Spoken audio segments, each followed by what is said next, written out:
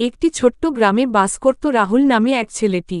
সে ছিল একজন গরিব অনাথ। তার মা বাবা একটি দুর্ঘটনায় মারা যান যখন সে মাত্র 5 বছরের। গ্রামবাসীরা তার কিছুটা দেখাশোনা করলেও বেশিরভাগ সময়ই রাহুলকে নিজের দায়িত্ব নিজেকেই নিতে হতো। রাহুল ছোটবেলা থেকেই খুব পরিশ্রমী ও আত্মনির্ভরশীল ছিল। সে সকালে উঠে মাঠে কাজ করত, দুপুরে নদী থেকে পানি আনত, আর রাতে মাটির প্রদীপের আলোয় পড়াশোনা করত।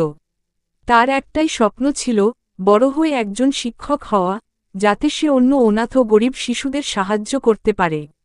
গ্রামে একদিন এক স্বেচ্ছাসেবী সংস্থা আসে, যারা গরিব শিশুদের শিক্ষা দেওয়ার ব্যবস্থা করে। তারা রাহুলের মেধা দেখে মুগ্ধ হয় এবং তাকে একটি শহরের বিদ্যালয়ে ভর্তি করায়। নতুন জগতে এসে রাহুল আরও মনোযোগ সহকারে পড়াশোনা করে। কষ্ট হলেও সে কখনো হাল ছাড়েনি। বছর কেটে যায়, রাহুল পরীক্ষায় প্রথম হয়, স্কলারশিপ পায় এবং পরে একজন আদর্শ শিক্ষক হিসেবে ফিরে আসে তার নিজের গ্রামে।